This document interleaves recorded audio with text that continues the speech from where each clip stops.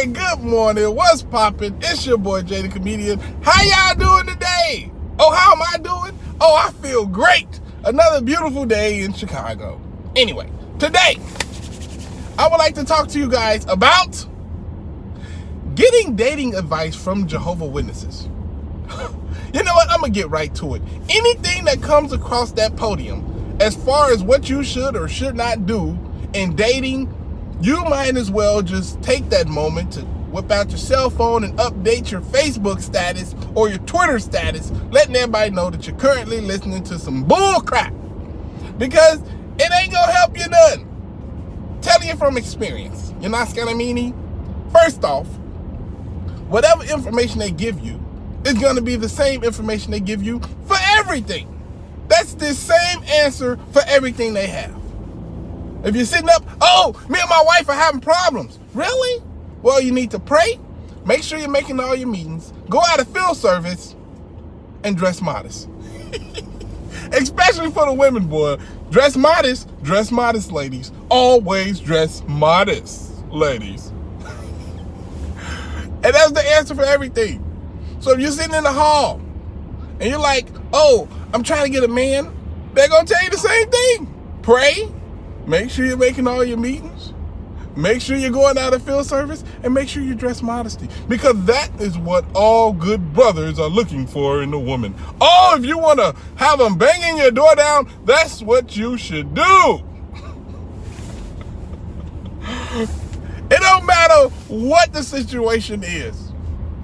You can come to an elder's house. Help me, my baby is bleeding, she fell down. What are we gonna do? Oh my God, look at that baby, she's all jacked up. All right, did you pray about it? Yeah, I prayed. What do we gotta do? Okay, has she been making all of her meetings? What?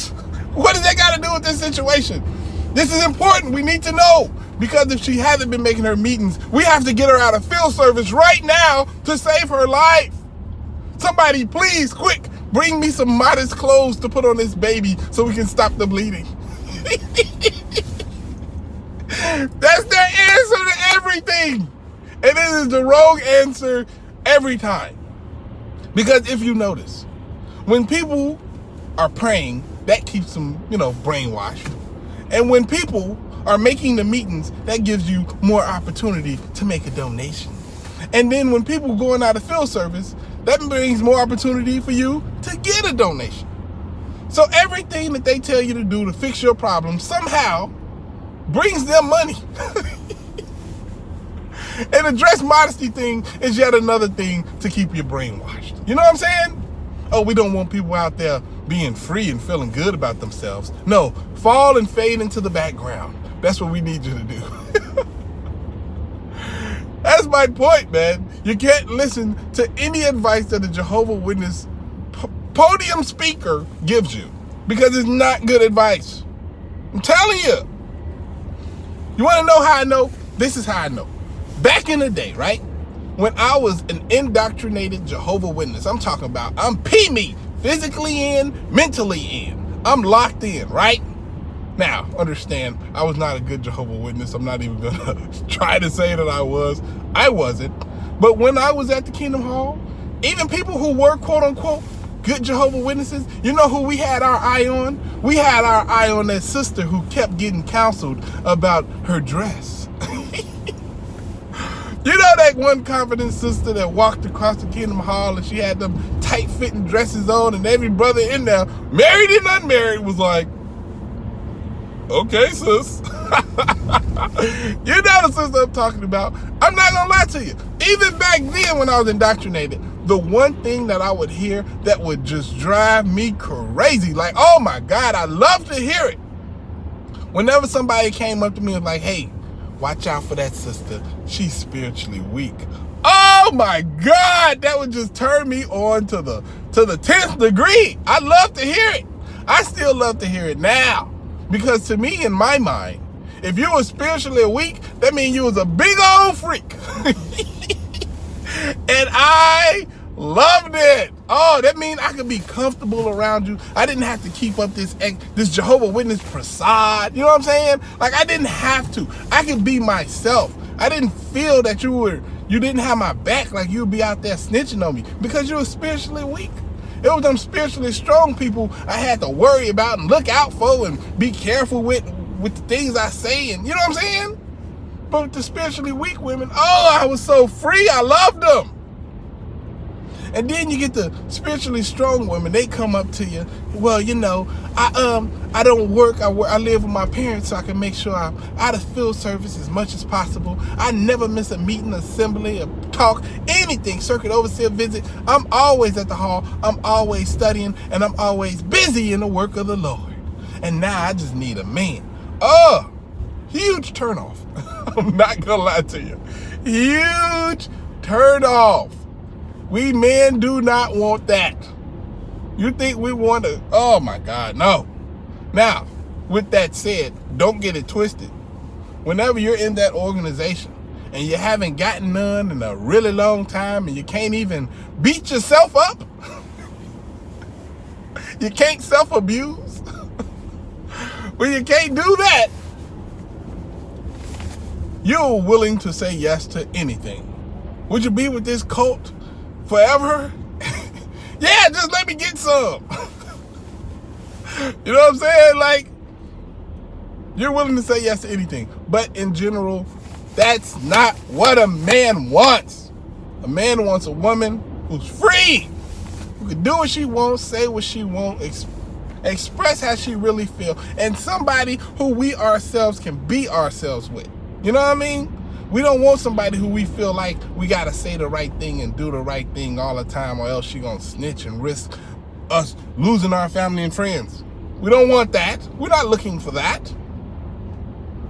So don't listen to anything these fools say on the podium. They'll tell you, oh, you know what a man wants? I'll tell you what a man wants. A man wants a woman who's able to make all of her meetings and go out of field servants, who's spiritually strong, who lifts him up when he's down spiritually. We don't want that. We don't want that. Even in the JW community. Let me speak for them for a second. Let me stop trying to wake them up, and just for a second, while they're still asleep, even if you're still sleeping, you're just looking for a man inside the JW organization, take my advice. Here you go. Dress in unmodest clothes from time to time. It's worth it, trust me. That's how you get the attention. And once you have gotten the attention, let them know that, hey, sometimes you can be a little spiritually weak. You know what I'm saying? Oh, I'm spiritually strong at the hall, but spiritually weak in the sheets. You want to get you a man? I'll tell you how to get you a man. But then also, be confident. Make sure that you work hard, you know? Make sure you have something to bring to the table. Make sure you have a job and you can take care of bills and you can do stuff on your own. You don't even really need a man financially. You just want some companionship, then that's what you do. You know what I mean? You make sure that you're the type of person that a man could rely on financially if he ever needed to, you know? But don't go looking for a man who wants just, like, oh, you can take care of all the bills and I can chill out? Nah, you don't want that guy, okay? You don't want that guy. But for you yourself, if you want to get a good man, let him know that, yeah, from time to time I can be a little spiritually weak. And also, make sure you're dressed in a way to let him know that you're confident and you're strong, and let him see what he gonna be working with. You know what I mean? But for all my ex-JWs out there, if you're having a problem dating, almost the same thing, except for way better, way easier, you know? Just be yourself. Be your strong, beautiful self. Embrace the woman that you are. Be confident, be able to take care of yourself and anything around you, and men will come to you. Men will come. Trust me. Don't do that whole like, oh, I don't need no man, and you know, don't do that. Don't be desperate and clingy. You know what I'm saying? Like, men don't really enjoy that, you know? And whenever you can, and like get involved with things that you see the guy you're interested in, if he likes certain things, check it out. See if you like it. If you don't like it, then move on. But if you do like it, yeah, lean in a little bit. Men love a woman who can like lean in on sports, or lean in on like maybe if he's a businessman, if you can like maybe, you know, learn about that business and see what it is, and you can add your 2 cents to it. Like, man, men love that. Men love it. But I don't know. I'm not a dating advice connoisseur.